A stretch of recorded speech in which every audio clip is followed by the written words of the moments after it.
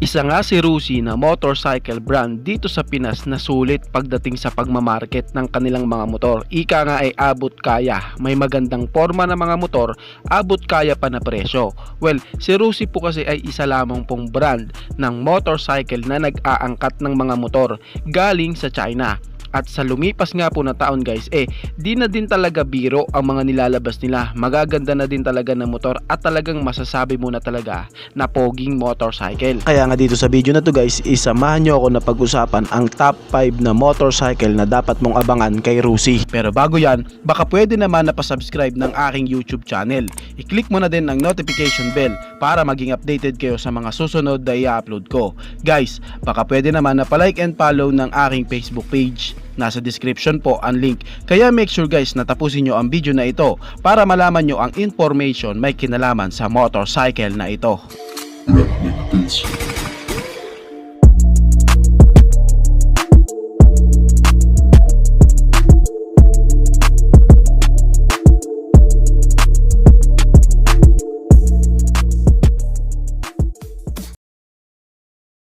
RC250 sports bike na ito na talaga namang inaabangan dito sa Pilipinas na iniisip nga ng ilan na ito na nga daw po ang bagong version ng Sigma 250. Napaka-upgraded naman talaga guys ng sports bike na ito. Talagang hindi mo na rin aakalain na pipitsugin ang sports bike na ito. Talagang premium na rin ang itsura at magaganda na nga rin po ang mga materials na ginamit sa kanya, and very unique na rin po ang kanyang physical appearance, lalo na nga po sa kanyang aerodynamics design. Talagang sporty ang dating ng sports bike na ito. In terms of power, di na din sila basta-basta ang 250cc na ito guys, and ang kanyang physical appearance, bodyworks, and may upgrade na din sa mga technology and goods specs. Talagang makikipagsabayan na din ito sa mga ibang brand. Ito nga guys is kargada nga po ng 249 cubic centimeter engine displacement, naka 4-stroke, single cylinder, dual overhead cam with 4 valves, and siya guys is naka FI na sa kanyang fuel system and naka liquid cooled engine, and meron na din siyang features na slipper clutch na talagang makakaasa kang merong comfortable sa kanyang clutch lever dahil sa malambot na ito, and protection din sa kanyang gearing para mapanatili ang stable and iwas skid na rin sa likurang bahagi, lalo na kapag nag-hard downshift ka. Inimprove na nga po ng Songjen dahil nga din po sa naka-dual overhead cam na siya, makakaasa ka na smooth engine na ito. Well, kamusta naman sa kanyang power output? Na is merong maximum power na 29.2 HP at 9,500 RPM, and meron naman siyang maximum torque na 22.5 Newton meter of torque at 7,500 RPM. Alam mo ba na ang engine ng Cyclone RC250 is same na same po sa engine ni Aprilia GPR 250cc. Yes po, kaya makakaasa kang matibay, may quality, and talagang may power performance ang sports bike na ito, kasi mismong si Aprilia nga po mismo ang nagmanufacture ng engine na ito para ipagamit kay Songjen para sa kanilang RC250cc. Isa pa sa improvement nila guys is yung kanilang power to weight ratio ng bike, kasi para sa 29.2 HP na merong overall na timbang na 155 kg, masasabing malakas po talaga ang arangkada nito, accurate, and talagang di ka mabibitin. Is naka-inverted fork sa harapan and naka-monoshock naman sa likuran, and ito nga guys is naka-disc brake sa harapan and likuran sa kanyang braking system na meron na nga pong dual channel ABS, naka-full TFT panel gauge, and ang pinaka-highlights nga po sa kanya is yung kanyang single-sided swing arm and naka-underbelly exhaust para mangibabaw ang highlights ng motor na gulong sa likod na parang nakalutang. Meron na nga po siyang built-in na dash cam sa front view, high-tech na talaga. Nagpapaangas palalo sa kanya yung kanyang shark fin and bulky body shape na merong slim design sa kanyang tail part na talagang napaka-futuristic and more aggressive looking. Pero merong body posture ng rider na upright position dahil sa kanyang handlebar na may mataas na posture. Makikita mo talaga sa sports bike na ito na kahit 250cc lang siya is hindi talaga siya tidipid pagdating sa kanyang specs, features, quality, and mga technology na nakalagay sa kanya. Isa nga sa lalo pang nagpa-aggressive sa kanya yung kanyang winglet na hindi lang dagdag para sa angas. Ito ay nakakatulong para sa kanyang downforce and mapapanatili ang stable ng bike, lalo na kapag nasa high speed situation ka. Meron siyang seat height na 795mm and naka full LED na po ang kanyang mga ilaw. Yan nga po sa isang post ni Songjen Cyclone Distributor Philippines, Rusi RC250cc nga daw po is soon na ilalabas na dito sa Pilipinas, at talaga nga po nilang kinukumpirma na ilalabas na yan dito sa Pilipinas. And syempre, kaya po makakatiyak tayo na si Rusi ang maglalabas ng motorcycle na yan dito sa Pilipinas dahil sa naka-hashtag nga po si Rusi. na pinapakilala na nga po nila na si Rusi talaga ang magdi-dealer ng motorcycle na yan dito sa Pilipinas para maging available na. Kaya sa ngayon wait muna tayo and baka sa kalaunan dalhin na din yan dito. Si Zhongzhen Cyclone RC 250cc.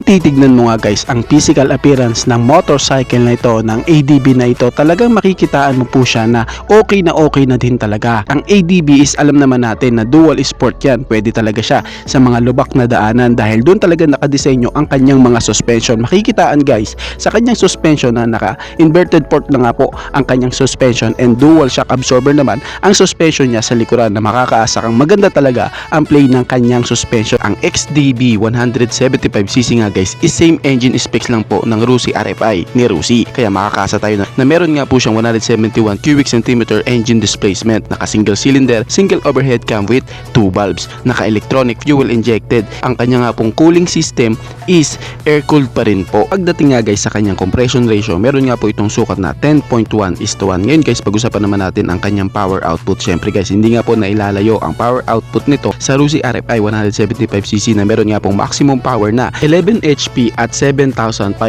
RPM and meron naman siyang maximum torque na 12 Newton meter of torque at 5,500 RPM. Meron nga siya guys na sukat na bore and stroke na 61.5mm by 57.8mm.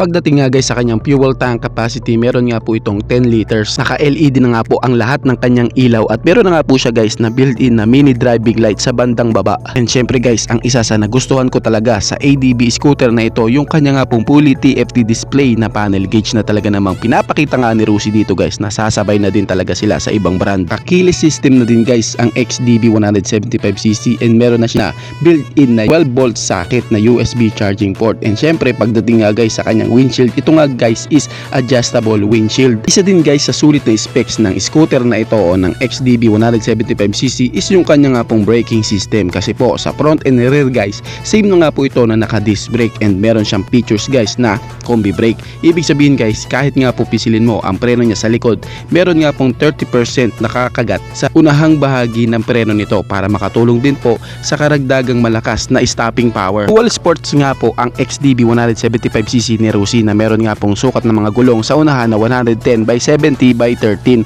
at sa likuran naman guys is meron nga pong sukat na 130/70/13. Pagdating naman guys sa kanyang seat height, meron nga po itong sukat na 800mm at pagdating naman sa kanyang ground clearance, meron siyang sukat na 160mm at ang kanya nga pong dry weight guys is meron nga pong bigat na 135 kg. Naman guys, all goods talaga. Kung pag-uusapan natin ang looks ng motorcycle na ito ng ADB 175cc ni Rusi, talagang guys na pasok talaga sa pangmasa, sa panglasa ng ating mga kababayan, kasi guys ganito naman talaga ang mga itsura ng mga ADB ngayon dito sa Pilipinas. Alam naman natin guys na isa din sa nagugustuhan ng ating mga kababayan na rider yung itsura ng motorcycle. Meron nga po siyang futuristic design, napaka-aggressive na itsura niya, samahan mo pa sa mataas na kanyang windshield na makakaasa kang hindi nga po direct na tatama sa iyo ang hangin. Meron siyang relax na body posture, magandang texture na upuan and syempre relax po pati sa kanyang backride. Syempre meron na din po siyang built-in na USB charging port. Kaya sure at makakaasa tayo guys na sulit talaga ang Rusi ADB 175cc na ito na ilalabas ngayon dito sa Pilipinas. Kakapanabik guys na makita sa personal ang bagong motor ni Rusi na ilalabas dito sa Pilipinas. Talagang sulit din talaga. Alam naman natin guys na kapag ADB scooter talagang sulit yan, dual sports yan. Talagang makakaasa tayo guys, and pagdating guys sa kanyang braking system, makakaasa tayo na meron siyang combi brakes. Talaga guys nakaabang-abang at hindi din biro ang ADB scooter na ito. Talagang ipagmamalaki guys ng Rusi ang ADB scooter na ito, at kapag lumabas na yan dito sa Pilipinas guys, check na madami talaga ang tatangkilik dito sa Rusi ADB 175cc. Rusi KRY 250cc super motard. Ngayon, ano nga ba ang meron sa enduro bike na ito ni Rusi? Well guys, same engine lang po sila ni Sigma 250 and Classic 250. Kaya malamang same lang sila na naka 223 cubic centimeter engine displacement, naka 4-stroke, single cylinder, single overhead cam with 2 VIG valve. Kita nga sa enduro bike na ito guys sa kanyang unique na design. Nagbibigay buhay nga sa forma ng bike na ito yung kanyang mahabang suspension sa front suspension suspension na naka gold inverted fork with spokes rim na sobrang angas ng disenyo. And merong mahabang front fender na nagmistulang parang tuka. Gusto ko ang disenyo ng kanyang headlights na simple tignan pero ang lakas ng datingan. At dahil sa 250cc na nga po ang KRY 250cc Supermotard, ito nga po is wala na nga pong kick start, push start na lang po siya. Gusto ko sa kanya yung design ng kanyang elbow para sa exhaust. Talagang very compact ng kanyang disenyo, and sa kanyang exhaust na nakapwesto sa ilalim ng rear fender, talagang ang linis niya. Samahan mo pa sa kanyang mataas na monoshock na merong magandang swing arm. And pagdating naman sa kanyang braking system guys, naka disc brake nga po ito sa harapan and sa likuran. Ngayon ang tanong, ilalabas ba yan ni Rusi dito sa Pilipinas? Well, ang Rusi KRY 250cc Supermotard guys is matagal na nga pong naandito sa Pilipinas for demo unit only. Demo unit pa lang po ito guys. Kumbaga nasa 50-50 pa lang po kung ilalabas ito. Bakit? Kasi titignan nila kung ito ba is mamamarket nila na di naman sila ganon kalugi. Well, yan ang masusing pinag-aaralan ng Rusi bago nila ilabas ito, and syempre inoobserbahan din nila ito at itinitest para kapag inilabas na nila ito sa market talagang sulit sa mga mamimili. Ngayon, kamusta naman siya sa kanyang power output? Well guys, tulad ng sinabi ko, 'di ba, same sila ng engine ni Sigma 250cc. So malamang na baka same din sila na merong 17.70 HP o 12.9 kilowatts at 8,000 RPM, and meron namang maximum torque na 17.20 Newton meter of torque at 6,000 RPM. Kung titignan, parang napakababa naman talaga ng power output na yan para sa isang 250cc. Pero guys, alam naman natin na mga mura ang nilalabas na motorcycle ni Rusi, and syempre expect na natin guys na ganyan din po ang kanyang specs. And guys, ang target kasi ng Rusi guys, yung ating mga kababayan na ang habol is merong maganda, maporma at may presentableng motor at mura pa. Kasi kita mo sa kanya na masusulit mo din talaga ito if balak mo mag off-road gaming, and kung balak mo din naman siyang ipang ride, siguradong di ka pagod dito kasi meron siyang comfortable na body posture and mataas na ground clearance na mas lalong magpaparelax sa'yo kahit nasa traffic situation ka. Yun nga lang guys, if medyo di tayo pinalad sa height, makakaramdam talaga tayo ng konting hirap dito dahil mataas talaga ang motor na ito. Tungkol nga sa motor na ito, ang Rusi KRY 250cc Supermotard.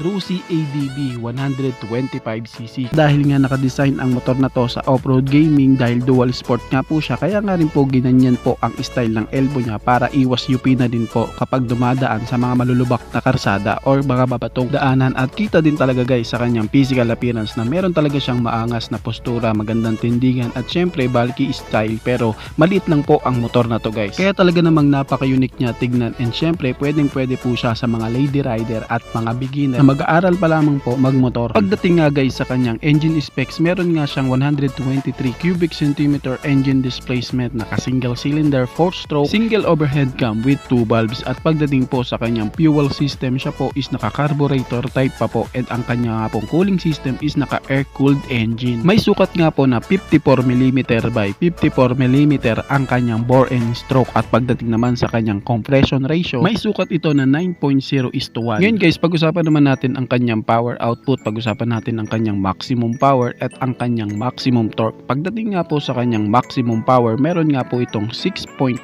kilowatts at 7,500 RPM, and meron naman siyang maximum torque na 8.8 Newton meter of torque at 5,500 RPM. At para nga po sa maximum power and maximum torque na yan guys, okay na din at hindi ka na rin talaga mabibitin para sa isang 125cc cubic centimeter engine displacement na motor. Talagang ibibigay din talaga nito ang hinahanap mo na arangkada. At syempre guys, pwede din talaga ito sa mga lady rider dahil ang maximum power niya po at ang kanyang torque is sukat na sukat lang po para hindi din sila mabigla, katulad na rin po sa mga newbie na mag-aaral magmotor. Pagdating nga guys sa kanyang transmission gearing, siya nga po is naka 4 4-speed gearbox at hindi po siya guys naka semi-automatic katulad mo ng ilang mga 125cc ng ibang brand. Siya nga po guys is ginagamitan po ng clutch. Ngayon, pag-usapan naman natin ang sukat ng kanyang mga gulong. Sa unahan, meron nga po itong sukat na 120 by 70 by 12. At sa likuran naman guys, may sukat nga po ito na 130 by 70 by 12. Kaya ang motor na to guys is talagang mababa lang dahil po siya is naka 12 inches lamang. At pagdating nga po sa kanyang wheel, siya nga po guys is naka spokes wheels. Ngayon, pag-usapan naman natin ang kanyang mga braking system. Ito nga guys is naka disc brake po sa unahan at naka disc brake din po sa likuran at 125cc lang po ito, kaya makakaasa ka na ang kanyang braking system guys is talagang malakas.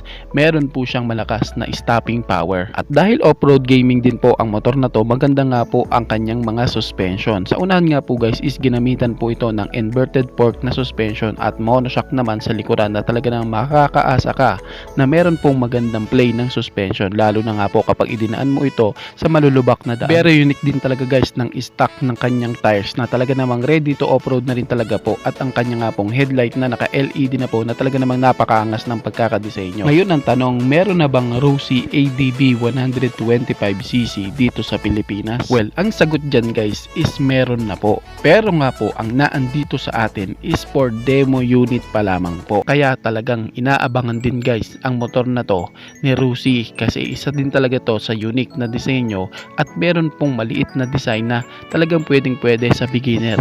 Ang Rossi ADB 125cc.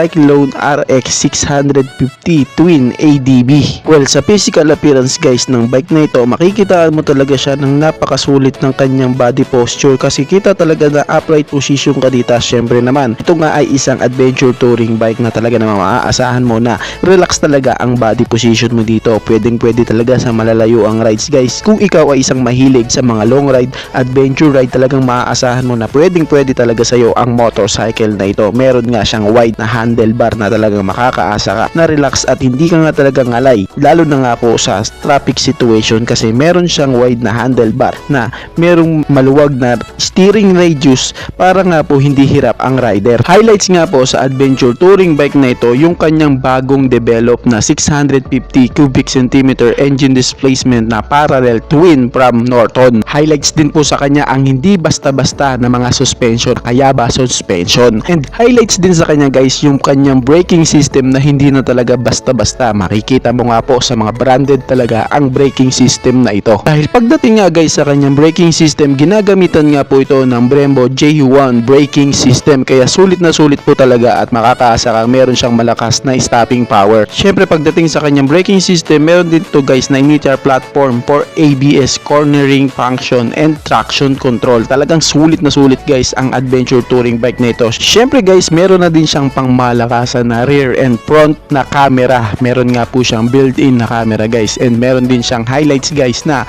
voice control with AI. Ngayon pag-usapan naman natin ang kanyang engine specs. Meron nga po itong 650 cubic centimeter engine displacement, naka liquid cooled, dual overhead cam, and siya po is naka parallel twin. And syempre pagdating po sa kanyang fuel system, siya po is naka fuel injected. Meron nga po siyang 71 horsepower at 8,500 RPM, and meron naman siyang 62 Newton meter of torque at 7,000 RPM. At ayon nga po guys sa Cyclone o sa Songshen, itong ang motorcycle na to guys, adventure touring bike na ito is kaya niya nga pong ma-hit ang kanyang top speed sa bilis na 180 kph. Equipped nga po ang adventure touring bike na ito ng double matrix LED lightnings. Syempre guys, pagdating sa kanyang panel gauge, napaka-unique at napakaganda nga po ng disenyo nito dahil ginagamitan nga po siya guys ng digital color display with smartphone connectivity and navigation. Ito pa guys ang matindi sa kanya kasi nga po guys, ang kanyang windshield is hindi po nakapix.